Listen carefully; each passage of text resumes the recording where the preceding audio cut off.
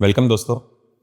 आज हम ज्योग्राफी का एक छोटा सा टॉपिक आपके सामने लेकर आए हैं जो पेरिहिलियन और एपहिलियन के नाम से जाना जाता है, उपसौर और अपसौर के नाम से जाना जाता है।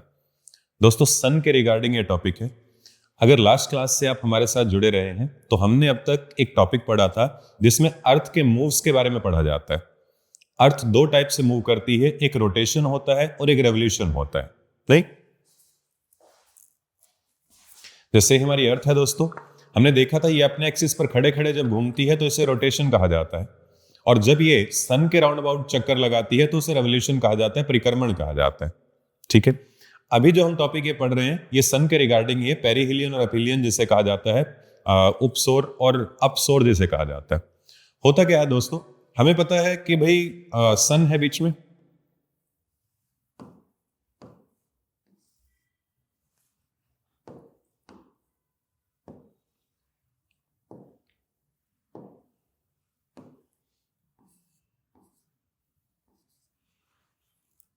और इसके आसपास हमारी अर्थ जो है घूमती है।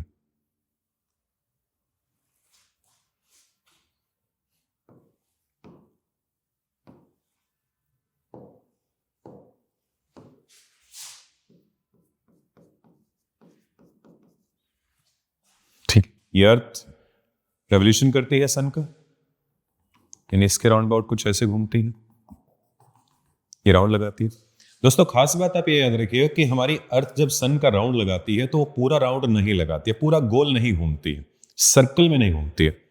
उसके घूमने का जो रास्ता है उसे एलिप्टिकल वे कहा जाता है, दीर्घवृत्ताकार कहा जाता है। दीर्घवृत्त मतलब वृत्त पूरा नहीं बनता, एक तरफ से वृत्त थोड़ा ज्यादा बनता है। यानी हम कुछ ऐसा कह सकते हैं कि इसको थोड़ा सा आसान करने के लिए हम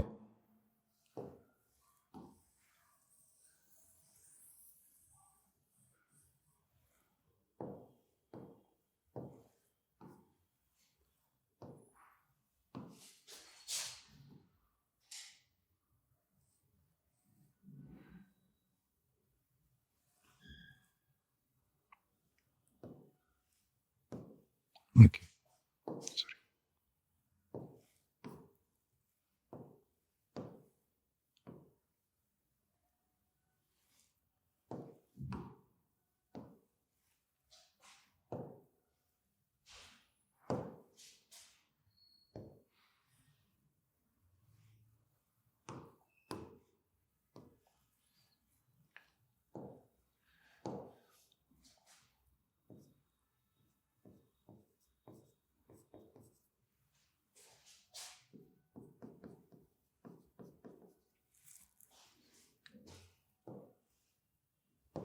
ये अर्थ है हमारी, तो हम कह रहे हैं सन का रेवोल्यूशन करती है।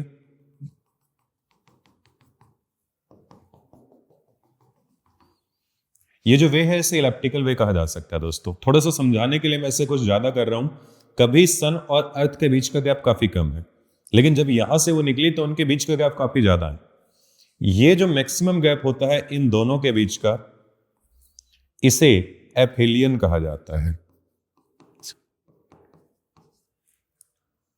और जो कम गैप होता है इनके बीच का, इसे पेरिहिलियन कहा जाता है। पेरिहिलियन को हिंदी में उपसौर कहा जाता है और एपहिलियन को अपसौर कहा जाता है। बस ये दो सिचुएशन आपको याद रखनी है। आप देख रहे हैं यहां पर ज्यादा गैप है। दोस्तों, अर्थ और सन के बीच में जो अप्रोक्स गैप है वो 15 करोड़ किलोमीटर का माना जाता है। यहां पर मैक्सिमम जो गैप आता है ये 15.20 करोड़ किलोमीटर हो सकता है, और ये जो मिनिमम गैप आता है ये 14.70 करोड़ किलोमीटर होता है। आप देख रहे हैं कभी गैप कम है कभी गैप जाता है, तो जो ज्यादा वाला गैप है वो एपहिलियन है और लगभग 15.20 करोड़, यानी 15 करोड़ से ज्यादा गैप हो गया किलोमीटर का। और जहां पर कम है वो पेरिहिलियन होता है, 14.70 करोड़ किलोमीटर। आप देख रहे होंगे इधर ये बता रहा है perihelion position of the earth और any other planet in its orbit when it's nearest point to the sun. Earth या कोई भी प्लेनेट जब सन का राउंड लगाते हुए इसका सबसे पास में आता है, उस सिचुएशन को पेरिहिलियन कहा गया है। Earth reaches pyramid about the 3rd January, तो मतलब ये कह रहा है कि जब सबसे पास में अर्थ होती है, ये जो तारीख है ये 3rd जन होती है, और जब सबसे दूर होता है दोस्तों ये 4th जुलाई होती है। बस आपके क्वेश्चन सॉल्व हुए। मिनिमम से जो आपके क्वेश्चन है भाई, पेरिहेलियन क्या होती है? Minimum distance between sun and earth, such situation is called perihelion. पृथ्वी और सूरज के बीच में सबसे कम दूरी की अवस्था उपसौर कहलाती है। और इसका अपोजिट एपहीलियन क्या होता है, अपसौर क्या होता है? तो maximum distance between sun and earth is called एपहीलियन।